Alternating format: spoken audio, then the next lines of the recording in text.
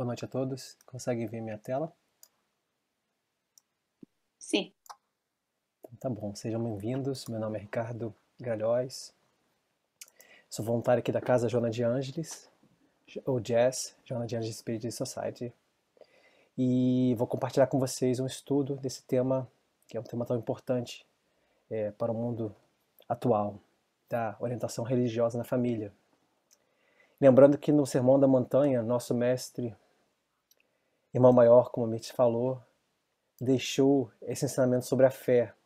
Quem ouve estas minhas palavras e as pratica é como um homem prudente que construiu a sua casa sobre a rocha. E nós vamos contar uma historinha para a introdução, historinha que é semelhante àquela que a gente escutou na infância.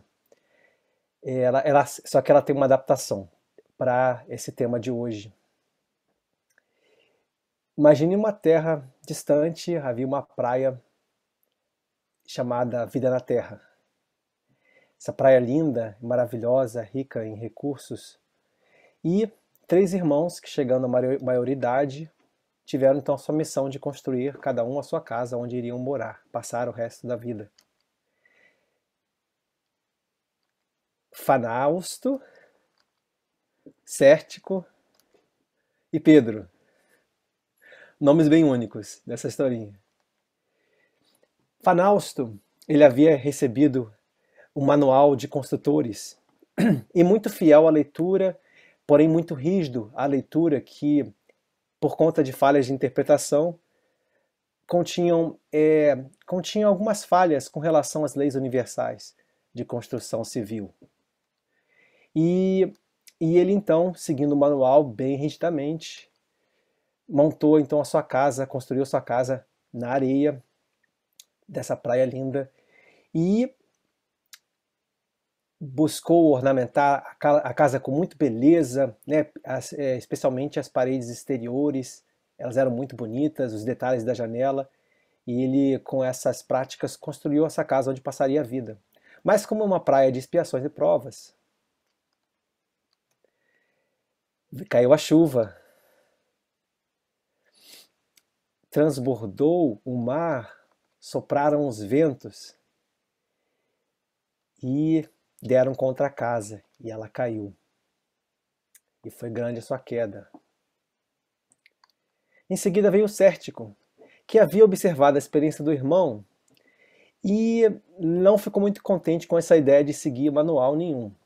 E falou: eu vou construir minha casa porque eu não preciso de manual.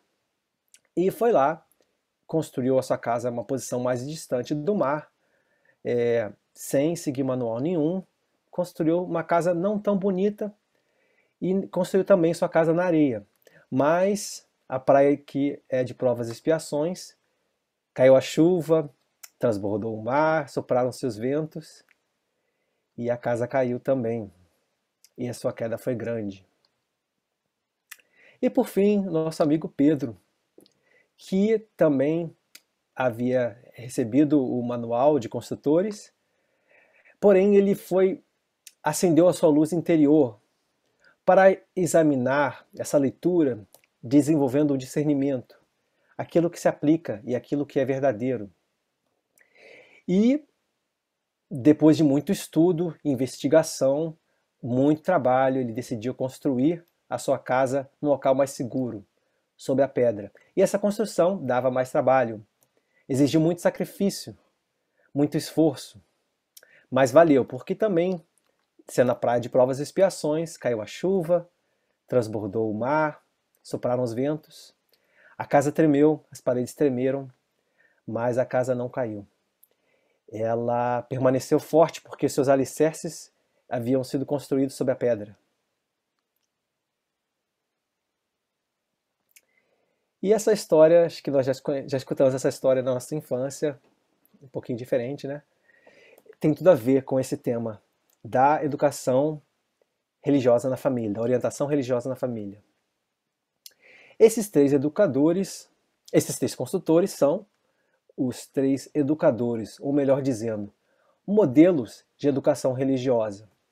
O Fanausto representa um modelo mais fanático, aquela educação religiosa rígida, cheia de proibições, castrações, muitas vezes descabidas, e muitas vezes colocando um Deus, que é esse Pai de amor, como Jesus ensinou, colocando Deus como um ser cruel e vingativo, como nós ainda o somos, dentro da nossa inferioridade de humanidade em aprendizado.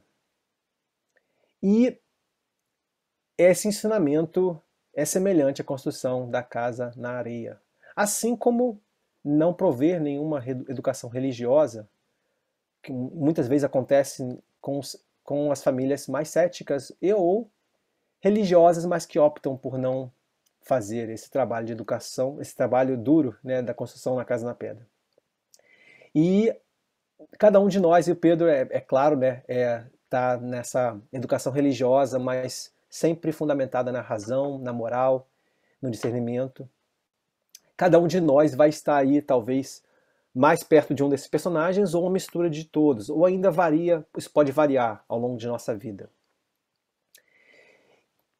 Nós vamos pensar o seguinte, né? Esse mês de fevereiro aqui no Jazz nós estamos fazendo o círculo de palestras pela família, né? Joana de Anjos, nossa casa aqui na Califórnia, escolheu esse tema para o mês de fevereiro de 2022.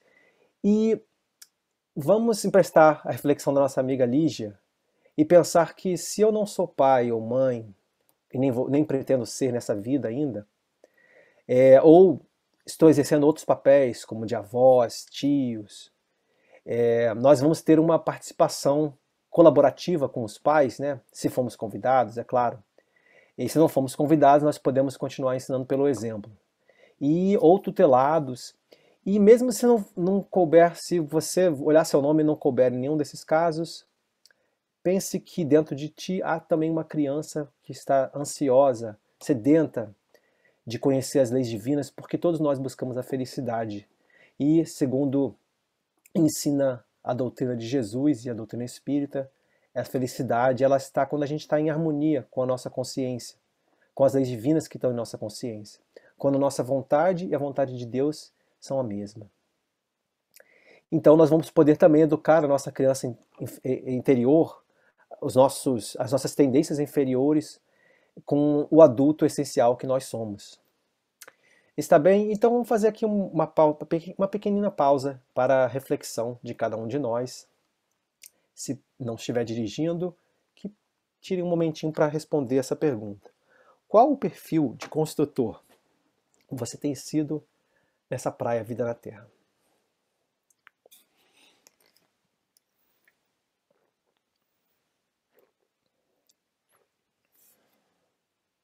Está bom. A resposta deve ter vindo rapidamente, né? E então vamos trabalhar para que essa resposta possa ser diferente ao final da nossa encarnação, né? Quando a gente estiver no momento do juízo final, que a gente possa ter essa resposta muito mais próxima do Pedro, desse personagem Pedro aqui da história. Assim que a gente estruturou, além da introdução, nós vamos trabalhar mais motivações, com base no Espiritismo, com base na ciência também, para que todos entendamos o poder e os benefícios de fazermos esse trabalho na nossa família. E vamos trabalhar a quem fica essa responsabilidade e alguns recursos para ajudar nessa tarefa, que é uma tarefa bem trabalhosa. E existem recursos que nos permitem fazer com que ela aconteça de forma mais prática. Esse texto que a Mites leu, o resumo, a gente extraiu aí algumas frases e parágrafos do texto de Joana de Ângeles na obra Constelação Familiar, que temos online, temos estudado esse grupo no Jazz já há muitos anos, a gente estuda, às vezes estuda outras obras e volta a estudar. E estamos trabalhando alguns textos dessa obra nesse mês de fevereiro.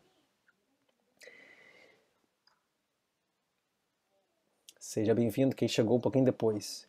Então, vamos trabalhar as motivações da orientação religiosa na família. Joana de Ângeles, no capítulo 22, vem dizer que o indivíduo que tem formação religiosa possui muito mais resistência com relação aos enfrentamentos morais, orgânicos, né, da saúde física e emocionais, do que aquele indivíduo que não a tem. Ela argumenta que já cada vez mais estamos tendo resultados benéficos dessa formação religiosa, especialmente quando ela é despojada dos dogmas impositivos, né, das castrações puritanas, das exigências descabidas e quaisquer outras tintas do fanatismo, como aconteceu com o Fanausto da nossa história. E ela vai dizer, vamos dar alguns exemplos aqui desses enfrentamentos, né? Enfrentamentos morais. Vamos pensar, por exemplo, quando chegamos na adolescência, nós espíritos imortais, nós estamos passando por um processo de transformação orgânica que se intensifica muito mais já na pré-adolescência e na adolescência. Então, aquelas potências latentes, aquelas cargas acumuladas de existências pretéritas começam a aflorar, ainda mais nessa fase. A personalidade começa a aflorar. Então nós vamos, por exemplo, a nossa carga erótica, que pode ser mais ou menos desequilibrada de acordo com as nossas escolhas e hábitos de existências passadas, ou tendências ao alcoolismo, às drogadições. E vamos também passar por influências da pressão do grupo, né? Experimenta isso, experimenta aquilo. E o indivíduo que tem a formação religiosa, ele estaria mais propenso, segundo argumenta a nossa mentora, a resistir, por exemplo, a esses enfrentamentos morais. Nós vamos falar um pouco mais adiante. Outro exemplos de enfrentamentos orgânicos. Quem de nós sabe, né, quais são as doenças que nós vamos passar, quais são os desafios que nós vamos passar visitando lá o hospital, às vezes passando na cama do hospital, cirurgias, né, doenças às vezes sem cura. E enfrentamentos emocionais, né, como a nossa querida Andresa trabalhou na semana passada, essa separação temporária de um ente querido que acontece com o desencarne. Ou pode acontecer também num relacionamento amoroso, né, aquela desilusão com os amigos, nas finanças. Também podem ser cargas emocionais, verdadeiras rajadas de vento que vão testar a estrutura da nossa casa. Joana diz que os neurocientistas estudiosos do comportamento vêm constatando a excelência da fé religiosa no ser humano. Então, através das pesquisas de equipamentos ultrassensíveis, né, como a tomografia computadorizada, com emissão de pósitrons, eles vão registrar alterações nos ramos neurais do cérebro que vão ser depois transmitidas em mensagens para o corpo. E a fé, então, ela já está sendo constatada como benéfica para a nossa saúde. E aqui a gente trouxe, então, um exemplo da ciência. Tivemos aqui, se não me engano, em 2017, uma palestra da Marta Antunes, no Joana de Ângeles, quando era lá em São Carlos. E ela falou sobre esse professor epidemiologista, Dr. Jeff Levine. E ele tem diversas obras, né, tem décadas de pesquisa nessa questão de religiosidade, de fé e saúde. E ele propõe uma teoria que ele chama de teossomática. Ele vem apresentar que essas evidências são muito claras da ligação entre a mente, o corpo e o espírito, desafiando as suposições a respeito do que significa ser um ser humano, de como ficamos doentes e como recuperamos a saúde. Então nós vamos pensar que aqui no Ocidente, uma certa parte dos médicos, né, do corpo médico e cientistas, tem uma perspectiva somente materialista, né, orgânica do corpo. Né? Nós somos uma máquina, seria mais ou menos esse o pensamento. E a partir dessa filosofia, investe-se mais em medicamentos ainda mais poderosos, em tecnologias que vão tratar do ser humano com essa visão apenas do corpo. E já existem correntes que aceitam essa questão da dualidade mente e corpo e vão trabalhar também os aspectos psicossociais, terapêuticos, por exemplo, né? Considerando que a influência do campo emocional reflete na saúde assim como a influência do relacionamento social. E o que Jeff Levin propõe é um terceiro aspecto a essa dualidade, que seria também da nossa relação com Deus. Para termos saúde é preciso mais do que apenas bons genes do corpo e a atitude correta, né, o comportamento. É preciso a disposição para a busca espiritual e aprofundamento da nossa relação com Deus. Agora voltando então àqueles três campos de desafios que a nossa mentora apresenta, vamos fazer essa conexão com o estudo dele. E também colocando aqui também um fator importante, não só a busca, não só essa busca da nossa relação com Deus, mas com os outros que compartilham dessa mesma busca. Isso é muito interessante, como a gente estar buscando Deus em time faz bem para nós. Vamos aqui então voltar aos enfrentamentos. Enfrentamentos morais. Jeff Levin vem dizer que dos seus 7 princípios dessa medicina teossomática, a filiação religiosa e a participação como membro de uma comunidade religiosa beneficiam a saúde ao promover comportamentos e estilos de vida saudável, assim como as crenças religiosas também beneficiam pela similaridade das crenças e estilos de personalidade que promovem a saúde. Então, já naquele exemplo que a gente falou, né, dos desafios morais que, por exemplo, podem acontecer na adolescência, que normalmente acontecem, antes da pandemia e antes de virem os meus filhos, eu voluntariava uma casa chamada City Team. E a gente participou lá com outras pessoas da casa por muitos anos. E a gente até foi convidado a assistir à formação, graduação, que é um centro de recuperação das pessoas que têm vícios, como alcoolismo e outros vícios.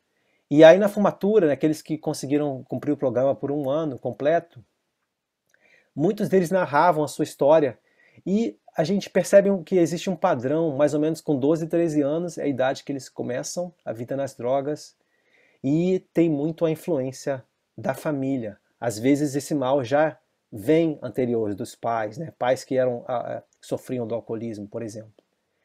E nós vamos ver que aqueles que possuem uma formação religiosa, baseada no discernimento, ligada verdadeiramente com as leis divinas, tem uma propensão maior a prevenir, né? Não garante, mas é uma correlação.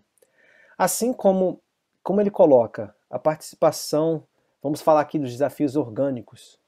A gente falou lá daquela questão das mensagens neurais. A participação no culto e na prece beneficia a saúde graças aos efeitos fisiológicos das emoções positivas. Então a prece, o culto, esse estado que a gente se coloca de uma conexão maior com uma entidade com poder sem limites, um poder maior do que o nosso, ela vai, através dessas comunicações neurais, produzir substâncias que são saudáveis para nós, que ajudam na cura, por exemplo, e ajudam a manter uma boa saúde. Inclusive ele fala de experiências místicas, nós podemos considerar aqui as experiências mediúnicas, que beneficiam a saúde ao ativar o que ele chama de bioenergia, o nosso fluido vital, ou ainda o estado alterado de consciência, que também promovem a cura. Tem muitas curas que a ciência, vamos dizer assim, mainstream, né, a maior parte da ciência, ainda não explica, ainda não compreende.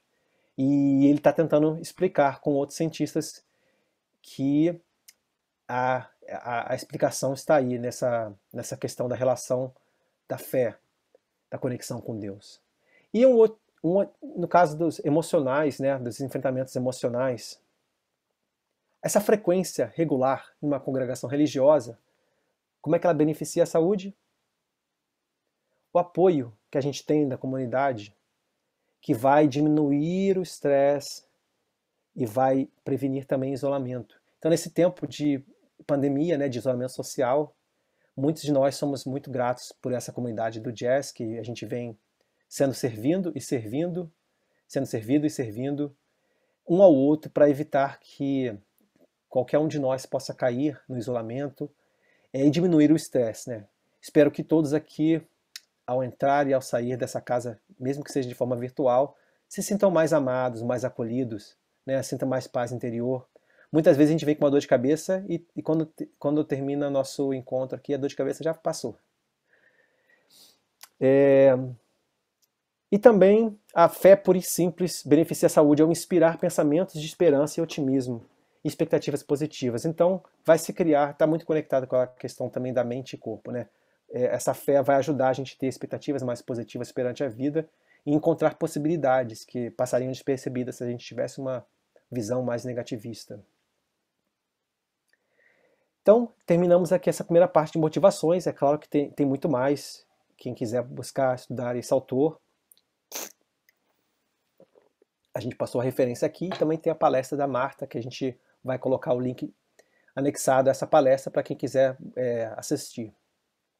É uma palestra bem mais longa, então vai ter muito mais informação. Para quem fica essa tarefa, né? Já está ali a resposta. É a missão dos pais. No Livro dos Espíritos, questão 208, Kardec pergunta então, se os pais não teriam nenhuma influência na formação do espírito depois que ele nasceu. Porque o espírito já vem com a sua carga do passado, né? Com sua experiência, apesar de esquecida, o cérebro aqui é um cérebro novo. Mas o espírito vai imprimir nesse cérebro essas experiências que vão vir em forma de tendências, por exemplo. E os espíritos dizem que, pelo contrário, a influência é muito grande. Esse, muitas vezes podemos pensar, é o sentido da encarnação. A gente está com nossos pais para a gente modificar crenças e hábitos, né? E os espíritos do Pai, portanto, têm a missão. Se nós espíritos temos a missão de progredir e ajudar um ao outro no progresso, a missão dos pais é ainda mais incisiva nesse sentido, de ajudar a desenvolver os filhos pela educação. E depois vamos sentir o alívio, a felicidade de termos cumprido a nossa missão, ou a culpa, né, de termos falido nessa missão. Assim como está também no Evangelho segundo o Espiritismo, aquela mensagem bem conhecida do Santo Agostinho, da ingratidão dos filhos, onde ele fala para a gente se empenhar e colocar todo o nosso amor em aproximar os nossos filhos de Deus. Sentiremos muita felicidade se tivermos executado essa tarefa com todo o nosso amor. Nesse texto, Joana de Anjos vai dizer, também ratificar essa informação, que deve ser feito desde cedo, se possível, desde a gravidez. Se já passou, comece onde estiver. Nunca é tarde para começar, mas quanto antes melhor, porque o espírito vai estar mais suscetível à influência, especialmente na primeira infância, né? Os bebezinhos e as crianças menores. Vamos falar sobre a paternidade divina, que a nossa Mitz falou na oração, a sua misericórdia infinita, o seu amor infinito por todas as criaturas de todo o universo. Vamos refletir, vamos criar esse hábito de falar mais sobre o amor de Deus e o que esse amor significa em cada instância de nossa vida, em cada projeto. E vamos falar aos nossos filhos, falar de Jesus. E aqui, de acordo com a sua religião, você vai falar das leis divinas de acordo com a sua crença. E sempre essa crença sendo convicta primeiro dentro de nós, né? Para que a gente possa falar também com o coração. Joana de Anjos fala de um sofisma, e sofisma é aquela ideia que a princípio parece lógica, parece verdadeira, e às vezes ela tem traços de verdade, mas ela também tem a mentira embutida, porque ela tem uma intenção escondida de manipular a verdade para transmitir uma coisa que não é a verdade. Vamos fazer um joguinho, quem quiser participar, pode tirar do microfone. Primeiro é um exemplo aqui, um exemplo mais fácil. Os dois exemplos são fáceis, acredito. Esse pinguinzinho, né? O pensamento dele, está aqui a frase para a gente estudar. O pinguim é branco e preto. Alguns filmes antigos também são branco e preto. Portanto, alguns pinguins são filmes antigos. Onde é que estaria aí? Alguém se voluntaria? Onde é que está a falsidade desse sofisma?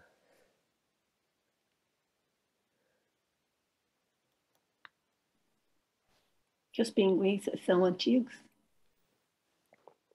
Que os pinguins são filmes antigos, né? Mas assim, antigo no sentido... São filmes, né? Filmes antigos, exatamente. nós temos dois conjuntos, nós temos um superconjunto do preto e branco. Aí dentro desse superconjunto tem os pinguins e tem os filmes antigos. Pode ser que tenha um filme antigo de pinguim, não sei. Mas não quer dizer que todos os pinguins sejam filmes antigos, é um sofisma. Agora vamos ao sofisma do estudo da nossa noite, que possa ficar claro para todos, né? É muito comum esse pensamento pinguinzinho. Os pinguinzinhos educadores materiais. Não vamos chamá-los de pinguinzinho, mas é o pinguinzinho da nossa história.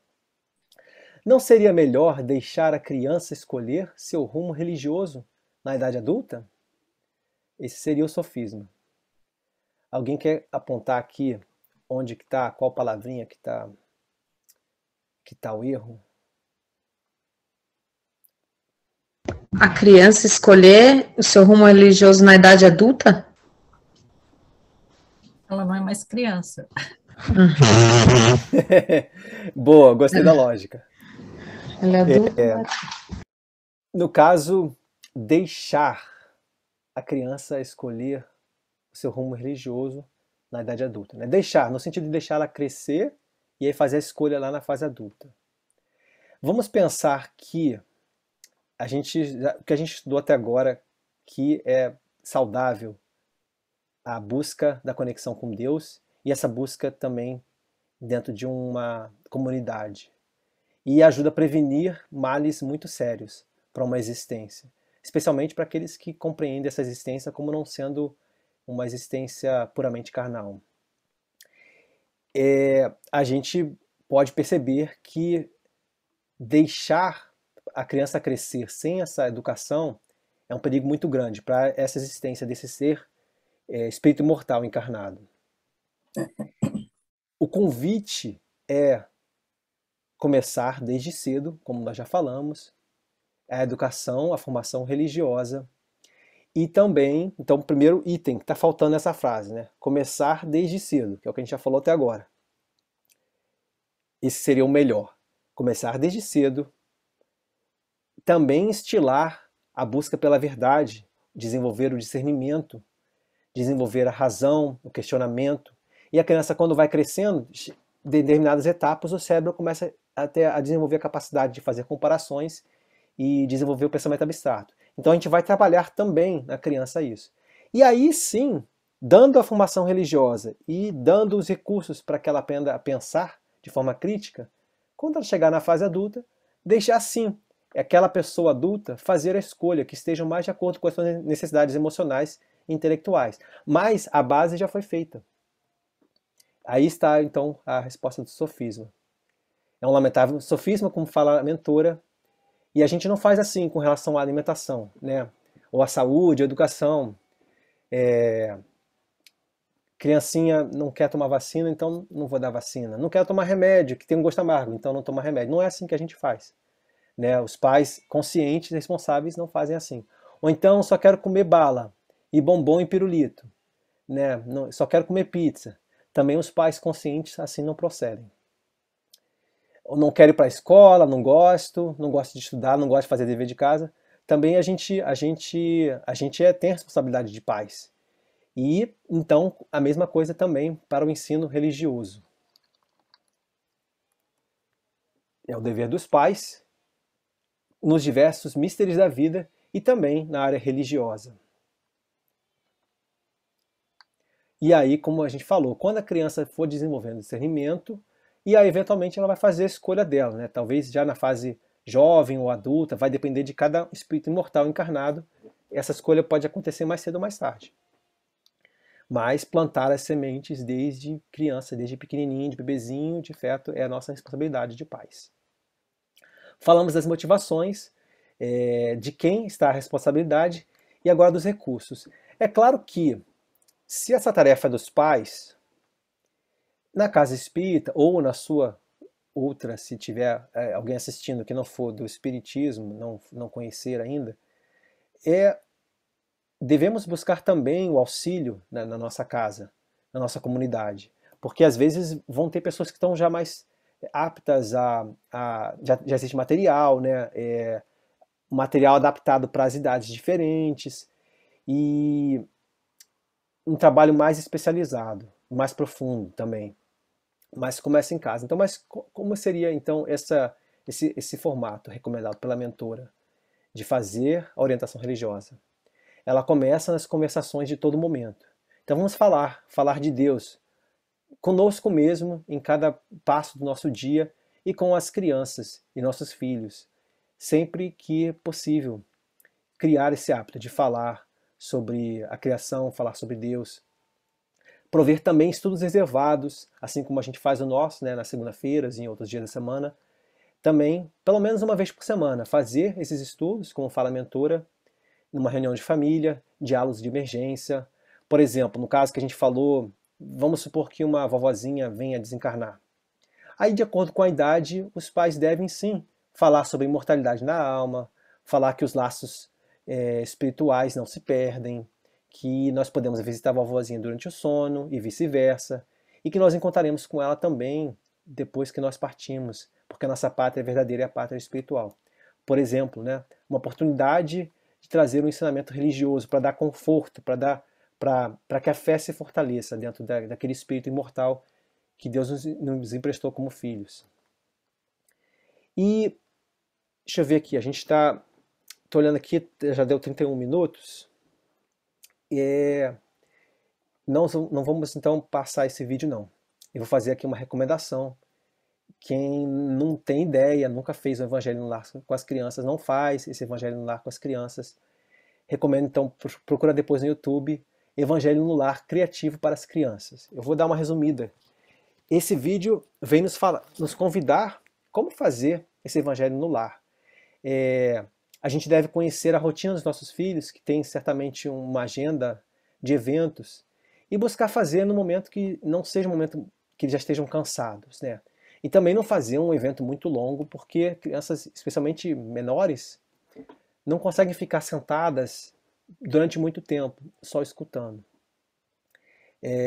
Podem ser mais curtos. E você pode, em vez de chamar Evangelho no Lar, porque essa palavra ainda não está no vocabulário deles, falar conversando com Jesus, ou conversa com Jesus, ou até deixar que eles escolham um nome.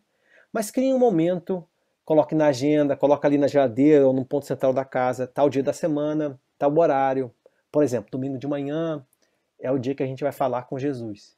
E aí utiliza-se diversos materiais. Nesse vídeo ele dá exemplos muito criativos, né? Tipo uma cabaninha que você pode colocar, ou colocar uma manta no chão, usar marionetes, bonecos de Jesus, contar as histórias.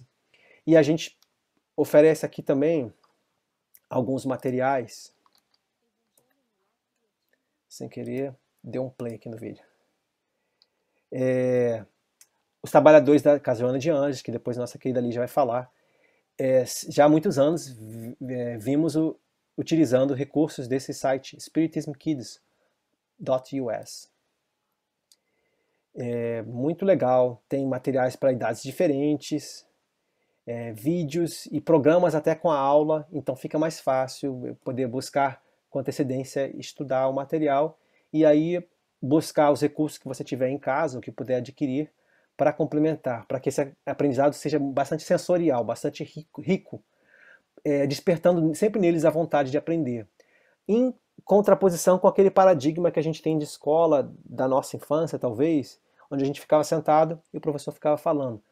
O ideal é que não seja assim, que seja mais participativo, seja prazeroso, para que eles queiram estar lá sempre e nós possamos também querer estar com eles, porque é um momento prazeroso para todos. Nossos amigos do Nosso Lar, Spirit Society, aqui no East Bay, disponibilizaram carinhosamente, amorosamente no site deles, Nosso Lar Kids, programas, recursos também de aulas, né, programas de aulas e aulinhas já preparadas para ajudar quem estiver buscando fazer isso em casa. Aqui a gente colocou, nossos companheiros compartilharam uma playlist no Spotify. Tem outras também, tem no YouTube, podemos pesquisar lá no YouTube. Por exemplo, no Evangelho no Lar Crianças. E tem bastante coisa. A recomendação é que a gente pesquise antes, né? Se for um vídeo, assista o vídeo antes, para poder fazer o filtro do seu discernimento como adulto, para saber se está coerente com a sua crença, com a crença que você quer que as crianças adquiram. Às vezes é um vídeo que se diz cristão, mas que coloca Deus como vingativo, punitivo. Então é melhor não passar esse vídeo para a criança, que ainda mais que ela não vai entender. Ou às vezes você passa o vídeo, a criança mais velha, e você explica depois. Porque o vídeo vai ter coisas também que são úteis. E a linguagem depende, né? Se a criança for pequena, normalmente ela fala a língua da mãe, então você vai usar aquela língua. No nosso caso aqui, português, ou inglês, ou espanhol, enfim, qual seja a língua daquela pessoa que tem um papel de mãe para aquela criança. E as crianças maiores, normalmente, elas vão seguir a língua da escola, né, a língua dos amigos. Aqui nos Estados Unidos é o inglês. Então, provavelmente, você deve querer buscar esse material nessa língua. Está bem? Então, nós vamos chegando aqui ao fim do nosso estudo, nossa conversa de hoje. Foi rápido, passou rápido. Nós falamos as motivações para que possamos todos construir a casa na pedra, né, na formação religiosa de nossos filhos, que, segundo até a ciência diz, e segundo o Espiritismo, é uma tarefa que é saudável, faz bem para a saúde, ajuda a prevenir doenças, ajuda a estabelecer ou restabelecer a saúde e ajuda até na cura. Que possamos fazer esse trabalho também conosco mesmo, né? Continuar buscando a nossa educação religiosa, educando a nossa criança interior. E a responsabilidade, falamos que cabe sim aos pais, é uma responsabilidade inadiável, e que podemos buscar recursos também na casa espírita ou na sua congregação religiosa para ajudar nessa tarefa. E tem bastante recursos já online, graças a Deus. Aí depois da oração, nossa querida Lígia vai falar sobre os trabalhos que a nossa casa faz. Lígia Durano. E aí, para concluir, e nós já vamos agora para a oração final. Eu não sei se você grava a oração final, Dri. Tá, então antes de pausar a gravação, vamos só fazer esse convite. No momento inicial, nós vamos fazer uma oração em vibração. No momento inicial da oração, quero que todos nós, se possível, fazer essa reflexão interior. Como você pretende, a partir desse momento, abordar a orientação religiosa dentro de sua família? Está bem? Obrigado e fiquemos com Deus. Mas agora